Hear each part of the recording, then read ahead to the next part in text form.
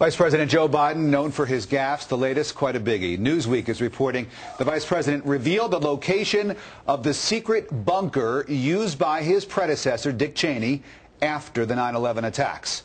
And where did he make this revelation? Well, at the annual dinner of the Gridiron Club, an organization of journalists. Joining us now is Byron York, Fox News contributor, chief political correspondent for the Washington Examiner. How could he give away such important information, Byron? Boy, it was a social event. This was the Gridiron dinner that President Obama actually skipped, and he apparently just began talking about it. And, you know, in Washington, a lot of people kind of just shake their heads and they laugh and say, oh, that's Joe. He says the darndest things.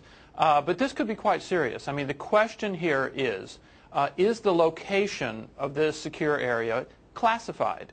We know, apparently, that Vice President Cheney spent some time there in those times when he was in a, quote, undisclosed location. It's described in Newsweek as having a huge, heavy, secure steel door being packed with communications equipment. This is not the kind of thing that the government likes to make public.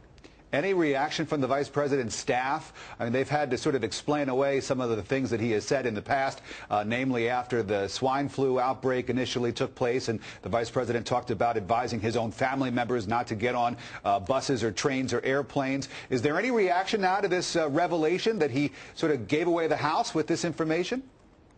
Not so far, but it could get bigger if Republicans show some interest in this. But you may remember with the Valerie Plame affair, there was a very long special prosecutor investigation into the question of whether classified information had been released.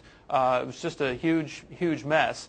Not sure if this would ever reach that point, but if this information is classified, and it appears that Vice President Biden did disclose it, I think that's something that people who are interested, involved in national security in Washington and Congress are going to want to know more about. And from a practical standpoint, you know, he's just given away perhaps a top secret location, and now another one would have to be built, presumably, right?